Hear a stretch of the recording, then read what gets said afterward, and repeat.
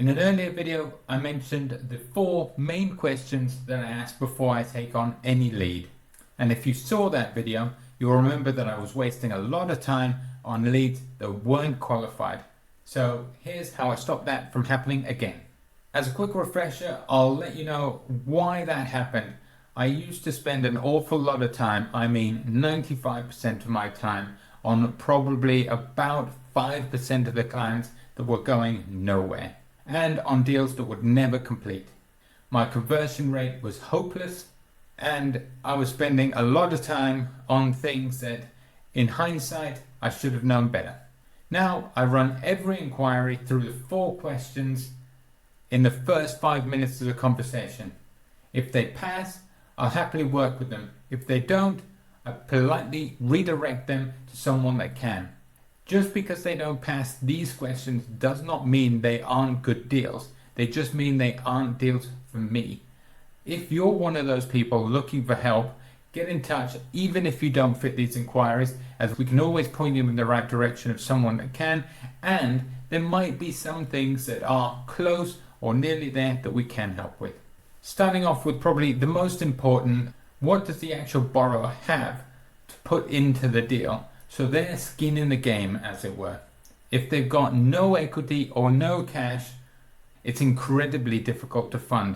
It's not impossible, but they have to have an exceptional track record to do it. And the clients we work with now, they all have cash to put in. They don't need millions, they just need some cash to make it work. So, for example, we just completed a deal that was for purchase of some land for $300,000. The client had $150,000 in cash, and getting the $150,000 borrowing for the remaining was easy. And then you have to remember as well, most lenders fund in arrears, so you need to have the ability to do some work before they can start paying you for the build costs as well. The clients that are I don't want any money down are incredibly hard to find. We've done 1 or 2 deals in the past where the client has hardly had to put any funds in, but these are almost always joint ventures with the landowner. Anything else, deferred purchases, etc., are really difficult, and if you've got any specific questions on that, let me know and I can potentially do another video in the future on that. So if a client has, let's say, 30 to 50,000, the size of the deals you're looking at, they're unlikely to be able to fund what they need to in order to get it done. That would barely touch the first drawdown on a lot of cases, let alone any cash to put in day one. If you're working on the smaller end, say you're doing a £100,000 refurb or a flip, that's absolutely more than enough money to do it. But on the sort of 300,000 up build cost that we typically work with, that just wouldn't get you anywhere. And to be brutally honest, if you don't have any cash, what I would probably do is look to partner with someone first. That way you can get your experience in, you can get some profit from that, and utilize that cash then to do your own projects. I've had clients that have come to us looking for over £2 million, and when I've asked them what actual equity they have in the deal, they said I could probably scrape up 50,000 at most. And on that deal in particular, the purchase price of the land was over 700,000. So the likelihood of making that work without it being a joint venture or a extreme deferred purchase was next to none. The second point is the actual deal size. Development finance is quite difficult to find for anything under 100,000. It actually is difficult all the way up to about 250,000. After that, it does get a little bit easier. So we've decided to look at things at about 300,000 in total borrowings and upwards. So our largest deal to date is 17 million, and we've done as small as 50-odd thousand, but that was with our repeat clients. So as I mentioned, lots of lenders actually only operate from the 250,000 upwards, some at 100,000, but the vast majority of good development lenders work from the 250 upwards. One of the other things, and this is going to be the selfish reason, is the deal sizes on a small deal. It takes a very similar amount of time to a much larger one. I'll give you an example. We just completed a 2.6 million deal on 15 houses. The borrower is one that we've worked with previously. He's incredibly good at what he does, and everything went through relatively smoothly.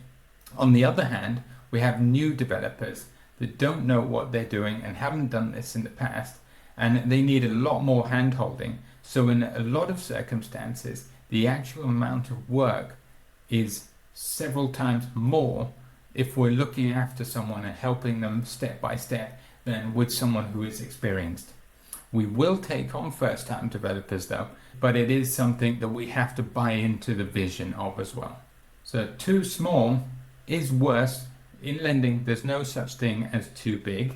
As the larger it gets, we have specialist lenders that can do things over the 10 million size, and then as you go from there, there's fewer and fewer lenders, but almost any size of project we should be able to find someone that can lend on, as long as the basic sort of economics of the deal actually makes sense.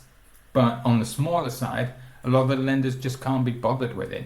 It is not profitable enough without charging an insane amount of interest, and if they were charging that interest, it would make the deals not viable, and that's why they don't work, and that's why they don't even look to offer those options. As it's only me, I don't take on too many deals that are less than 300,000, and if we get them in, we redirect them to a partner of ours. The third question is, what is the actual developer's experience?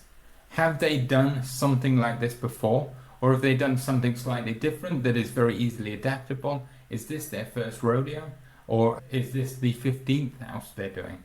Why this matters is obviously the more that they've done it, and the better chances they have of a lender accepting them.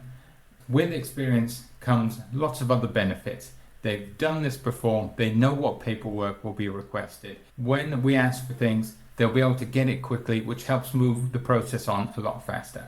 Saying that, if you are looking at a development project, you don't need to have tons of experience though. It can be your first one, but most of the lenders will look to see who's actually doing the work. If you're looking to project manage the entire ground up development and you haven't done a single refurbishment or anything before, people will question your ability. But if you're using a contractor that is an experienced contractor who has built ground up properties before, then you're very likely to be able to get funding.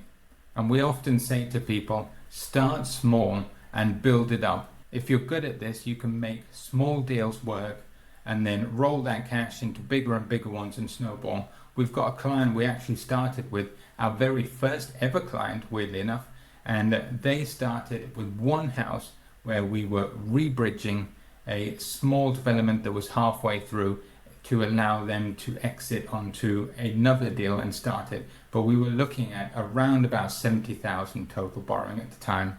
Then the very next project, we were doing 200,000, and the final one we've just done was just over 500,000 in borrowing, and this is all in the space of about 4 years.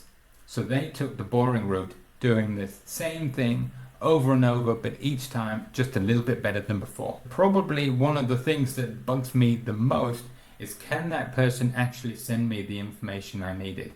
A lot of the time the lenders will ask for information, and most of this information is something that the developers should have easily at hand. It will be things like the planning approval, the building drawings, the access rights, all those kind of basic things that you're looking at, the build schedule. But a lot of the time on the smaller developers, they don't have any of that in place. One of my tests are, when a client sends over the information, we have a good chat and I think the deal is viable, I'll ask them to actually send me over some of the information that they have on the very first email. So A, I can analyze the deal properly, but B, to check whether or not they're even willing to send anything. I've had plenty of borrowers that have had a very good deal, or a deal that I think is definitely fundable, only for them to take weeks and weeks to send something over that they should have in the first place. Now, if someone doesn't send some of the basic information over, I won't start looking at it until they have done. It saves everyone a lot of time, and if they can't send it over, the likelihood once it gets into the legals, the deal is going nowhere anyway. So those are the 4 main points that I look at. But if a client doesn't pass all of those, what happens? We don't tell them to go away. If the deal is marginal, we might look at it, but if not, we work with several partners that we direct them to that work on a more sort of volume basis, that can spend the time with the borrowers on the smaller end and make sure they're going. As you know, it's only me, so I can't spend hours and hours and hours trying to sort out deals that aren't going anywhere. And then what happens is once we introduce them or refer them, we often get a small kickback as well once the deal completes. So it's a win-win. The borrower gets a broker that has capacity to take them on.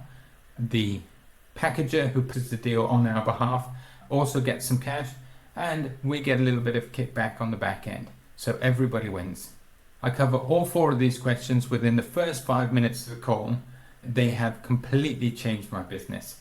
I have fewer leads, but those leads are far better quality, and they have turned into a much better completion rate as well. So this has saved hours, if not weeks of time on trying to get things to work that were never going to work. Next week, I'll be covering development finance and bridging finance and when it's worth using either of those. So if you found this useful, do subscribe so you can check that out, and we'll see you in the next video. Thanks.